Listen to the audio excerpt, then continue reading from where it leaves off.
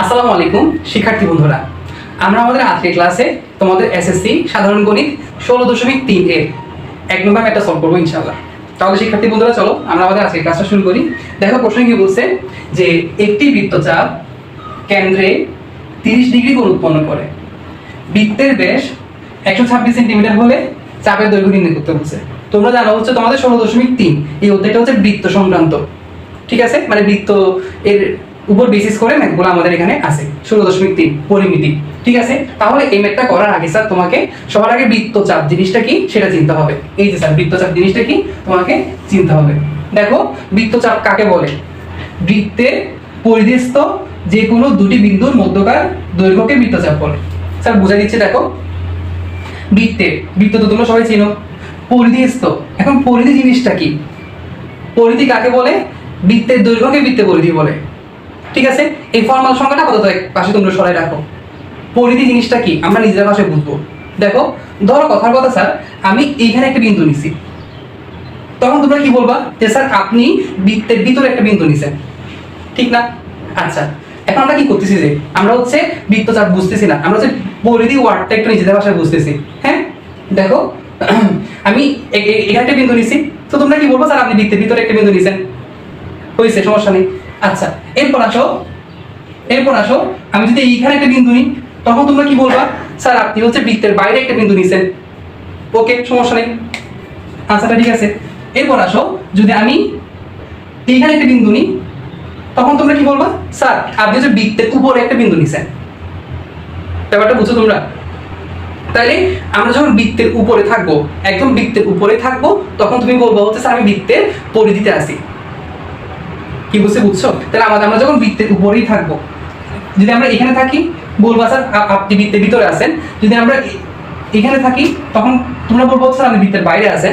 যদি আমরা একদম এখানে থাকি বা ধরো এখানে থাকি, তখন তোমরা কি বলবো স্যার আপনি হচ্ছে বৃত্তের উপরে আছেন। তাহলে স্যার পরিধিস্থ মানে কি? তুমি বৃত্তের উপরে আসো, ঠিক আছে। পরিধিস্থ মানে কি? তুমি বৃত্তের উপরে আসো। তাহলে একটু করে দেখো, বৃত্তের পরিধিস্থ মানে বৃত্তের উপরে, ভিতরেও না বাইরেও না, যে কোনো দুইটি বিন্দু। তাহলে বৃত্তের উপরে, দেখো বৃত্তের উপরে আমরা দুইটা বিন্দু নিছি, যে কোনো দুটি বিন্দুর মধ্যকার দৈর্ঘ্যকে। তাহলে বৃত্তের উপরে আমরা দুইটা বিন্দু নিছি, দেখো এখন এই দুইটা বিন্দুর মধ্যকার দূরত্বটা বা দৈর্ঘ্যটা দেখো তো, এটা না, বৃত্তের উপরে আমরা দুইটা বিন্দু নিছি, এই দুটো বিন্দুর মধ্যকার দূরত্ব বা দৈর্ঘ্য এই জিনিসটা না স্যার। তাহলে এই যে দেখো বৃত্তের উপরস্থ বা বৃত্তের পরিধিস্থ দুইটা বিন্দুর মধ্যকার যে দূরত্ব, এইটাকে আমরা কি বলবো স্যার? বৃত্তের চাপ বলবো বা বৃত্তচাপ বলবো এক কথায়, বুঝছো? আবার বলতেছি, দেখো আবার বলতেছি, বৃত্তের উপরস্থ দুইটা বিন্দুর মধ্যকার যে দূরত্বটা বা যে দৈর্ঘ্যটা, এই মাপটাকে আমরা কি বলবো স্যার? বৃত্তের পরিধি বলবো, সরি বৃত্তচাপ বলবো, ঠিক আছে। এখন এই বৃত্তচাপ বের করার একটা সূত্র আছে। এটাও আমরা হচ্ছে বৃত্তচাপকে স্যার এস দ্বারা প্রকাশ করি, বৃত্তচাপকে হচ্ছে আমরা স্যার এস দ্বারা প্রকাশ করি, ওকে। বৃত্তচাপের দৈর্ঘ্য S equal to pi R theta divided by 180, ঠিক আছে। পাই মানে তো তোমরা জানো 3.1416, আর মানে কি স্যার? আর মানে হচ্ছে বৃত্তের ব্যাসার্ধ, ওকে। থিটা মানে হচ্ছে তোমার, দেখো বৃত্তের উপরস্থ তোমরা দুইটা বিন্দু নিছো না স্যার? একটা বিন্দু হচ্ছে তোমার এ ধরে নিয়েছি, আর একটা বিন্দু হচ্ছে তোমার সি। তাহলে বৃত্তের উপরস্থ তুমি দুইটা বিন্দু নিছো না? এখন এই দুইটা বিন্দুকে তুমি হচ্ছে বৃত্তের কেন্দ্রের সাথে সংযুক্ত করে দিছো, ঠিক আছে। বৃত্তের উপরস্থ যে দুইটা বিন্দু তুমি বৃত্তচাপ আঁকার জন্য নিছো, ওই দুইটা বিন্দুকে তুমি কি করছো? কেন্দ্রের সাথে সংযুক্ত করে দিছো, এই যে কেন্দ্রের সাথে সংযুক্ত করে দিলাম। এখন তুমি যে দুইটা বিন্দু দিয়ে বৃত্তচাপটা আঁকছিলা, ওই দুইটা বিন্দু কেন্দ্রের সাথে সংযুক্ত করে দেওয়ার ফলে কেন্দ্রে যে কোণটা উৎপন্ন হয়েছে, এইটাই হচ্ছে এই থিটাটা। স্যার বুঝছো? তুমি বৃত্তচাপ আঁকতে গিয়ে বৃত্তের উপরস্থ যে দুটো বিন্দু নিছো, ওই দুটো বিন্দুকে যখন তুমি কেন্দ্রের সাথে যুক্ত করে দিবা, তখন কেন্দ্রে যে কোণটা উৎপন্ন হবে ওইটাই হচ্ছে তোমার এই থিটাটা বা এই কোণটা, ওই কোণটাই হচ্ছে তোমার এই থিটাটা, ওকে। আশা করি তোমরা সূত্রের পরিচয়টা বুঝছো এবং বৃত্তচাপটা বুঝছো, ঠিক আছে। বৃত্তের উপরস্থ দুইটা বিন্দু এ এবং সি, ঠিক আছে। এর মধ্যকার যে দূরত্ব বা দৈর্ঘ্য, ওই দূরত্বকে বা ওই দৈর্ঘ্যকে হচ্ছে আমরা কি বলবো স্যার? বৃত্তচাপ বলবো। তাহলে আমার এই চিত্রের ক্ষেত্রে দেখো তো বৃত্তচাপের নাম কি? বৃত্তচাপের নাম হচ্ছে তোমার এসি। বৃত্তচাপের নাম কি স্যার? তোমার এসি, ওকে। আর আমরা বৃত্তচাপকে এস দ্বারা প্রকাশ করে থাকি, ওকে স্যার। আচ্ছা তাহলে এখন আসো এখন আসো আমরা ম্যাথটা শুরু করি। মনে করি ও কেন্দ্র বিশিষ্ট, মানে আমাদের এই বৃত্তের যে কেন্দ্রটা এটাকে আমরা ও মনে করে নিছি। ওকে, মনে করি ও কেন্দ্র বিশিষ্ট এ বি সি বৃত্তে। তাহলে আমরা বৃত্তের একটা নাম দিয়ে দিই, ইচ্ছা মতো নাম দিতে পারো, কোনো সমস্যা নেই। এ বি, তাহলে আমি দেখো এখানে একটা বিন্দু নিছি, এটা হচ্ছে তোমার ধরো বি। ঠিক আছে, তাহলে দেখো ও কেন্দ্র বিশিষ্ট এ বি সি বৃত্তে একটা ব্যাস হচ্ছে তোমার এ বি। স্যার ব্যাস কাকে বলে? বৃত্তের উপরস্থ দুটো বিন্দু এর সংযোজক সরলরেখা যদি কেন্দ্র দিয়ে যায়। দেখো বৃত্তের উপরস্থ একটা বিন্দু দিছি আমি এ, আর একটা বিন্দু দিছি হচ্ছে বি। তাহলে এই দুটো বিন্দুকে আমি কি করে দিব?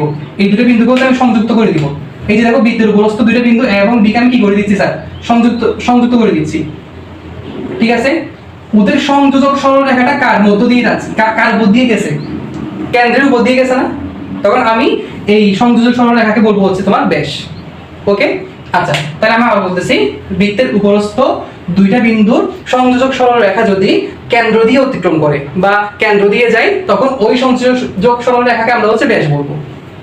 আচ্ছা, তাহলে ও কেন্দ্র বিশিষ্ট এবিসি, তাহলে আমার এই বৃত্তের নাম হচ্ছে স্যার এবিসি। বৃত্তে একটা ব্যাস হচ্ছে তোমার কি? এই যে এবি হচ্ছে তোমার ব্যাস। ওকে, তা এবার আসো চাপ।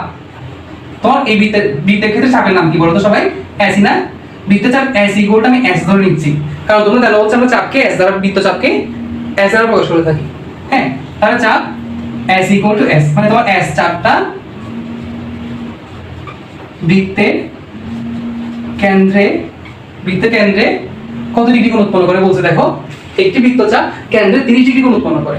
ওকে, তাহলে স্যার এইটা হচ্ছে তোমার কার মান? এইটা হচ্ছে আমার থিটা এর মান। চাপ এসি বৃত্তের কেন্দ্রে থিটা ইকুয়াল টু 30 ডিগ্রি কোণ উৎপন্ন করে।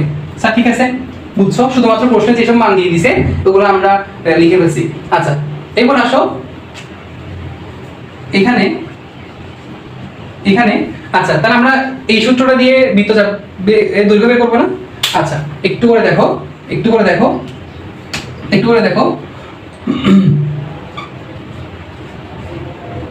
আমরা জানি বৃত্তচাপের দৈর্ঘ্য নির্ণয় করতে বলছে। বৃত্তচাপের দৈর্ঘ্য তোমরা যদি কোনো কিছু না বুঝো ভাইয়াকে কমেন্টে বা ফোন নম্বরে হোয়াটসঅ্যাপে মেসেজ দিয়ে যোগাযোগ করতে পারো বুঝে নেওয়ার জন্য। বৃত্তচাপের দৈর্ঘ্য s equal to pi R theta divided by 180, এটা হচ্ছে তোমার বৃত্তচাপের দৈর্ঘ্য নির্ণয়ের সূত্র। এখন একটু করে মনোযোগ দিয়ে দেখো তোমরা, পায়ের মানটা আমরা জানি। পায়ের মানটা কত বলো তো সবাই? 3.1416 ইনটু আর মান হচ্ছে তোমার স্যার ব্যাসার্ধ, কিন্তু এখানে তোমাকে দিয়ে দিচ্ছে হচ্ছে ব্যাস। তাহলে এই ব্যাসকে 2 দ্বারা ভাগ করে ব্যাসার্ধে রূপান্তরিত করতে হবে। ওকে, তাহলে দেখো এখানে ব্যাসের নাম তুমি কি দিছো? ab ইকুয়াল টু কত? 126 দিছো না? 126 দিছো না? 126। সুতরাং ব্যাসার্ধকে হচ্ছে আমরা স্যার আর দ্বারা প্রকাশ করে থাকি। তাহলে 126 ডিভাইডেড বাই 2, 126 কে 2 দ্বারা ভাগ করলে কত হবে স্যার? আমি একটু বাংলা থেকে ইংরেজিতে লিখতেছি, দেখো 63 সেন্টিমিটার।